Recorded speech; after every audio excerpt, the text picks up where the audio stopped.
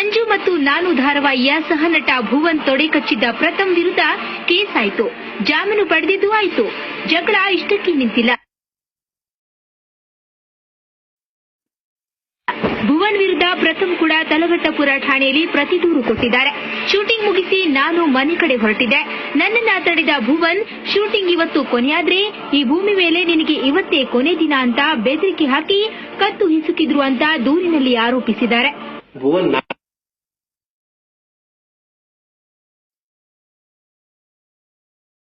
4:15 ಅಂದ್ರೆ Sunday FIR ದಾಖಲು ಮಾಡಿದ್ದಾರೆ.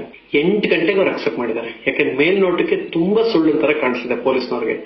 ಸೊ ಎಲ್ಲವೂ ಮೇಲ್ನೋಟಕ್ಕೆ ತುಂಬಾ ಸುಳ್ಳು ಅನ್ಸಿದೆ. ಅಂಡ್ ನಂಗೆ ಕಾನೂನಲ್ಲಿ ನಂಬಿಕೆ ಇದೆ. ಸೊ ಅದಕ್ಕೆ ಏನ್ ಬೇಕು ಎಲ್ಲಾ ದಾಖಲೆ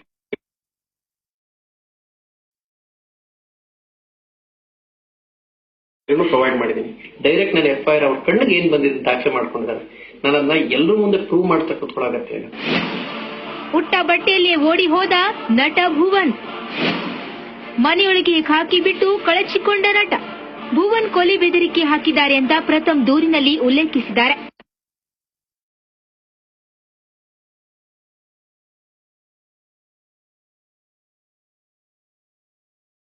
ಆದರೆ ಪ್ರಥಮ್ ಯಾವುದೇ ಸಾಕ್ಷ್ಯಾಧಾರ ಒದಗಿಸಿಲ್ಲ ಎನ್ನಲಾಗಿದೆ.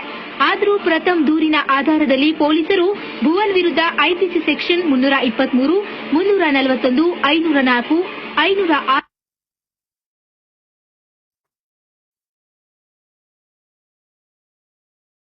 ಅಡಿಯಲ್ಲಿ FIR ದಾಖಲಿಸಿದ್ದಾರೆ. ಬಳಿಕ ರಾಜರಾಜೇಶ್ವರಿ ನಗರದ ನಿವಾಸಕ್ಕೆ ವಿಚಾರಣೆಗೆ ಪೊಲೀಸರು ತೆರಳಿದ್ದಾರೆ. ಆದರೆ ಪೊಲೀಸರನ್ನ ಮನೆಯೊಳಗೆ ಕೂರಿಸಿದ ಭುವನ್ ಹಾಕಿಕೊಂಡಿದ್ದ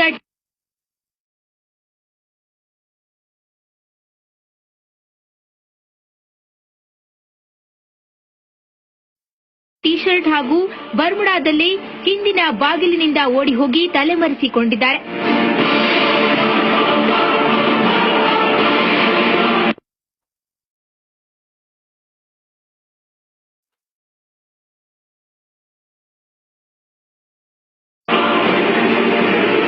ಬಿಗ್ ಬಾಸ್ನಲ್ಲೇ ಶುರುವಾದ ಇಬ್ಬರ ನಡುವಿನ ಮನಸ್ತಾಪ ಈಗ ಇಬ್ಬರನ್ನು ಠಾಣೆಯ ಮೆಟ್ಟಿಲು ಹತ್ತಿಸಿದೆ. ಈಗಾಗಲೇ ಭುವನ್ ಕೂಡ ಸಿಟಿ ಸಿವಿಲ್ ಕೋರ್ಟ್ನಲ್ಲಿ ನಿರೀಕ್ಷಣಾ ಜಾಮೀನಿಗಾಗಿ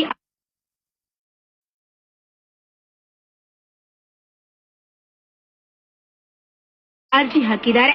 ಈ ಪ್ರಕರಣದಲ್ಲಿ ಮುಂದೇನಾಗುತ್ತೋ ಕಾದ್ ನೋಡಬೇಕು. Narasimhamurthy, Gavinagamangala, crime bureau, public TV.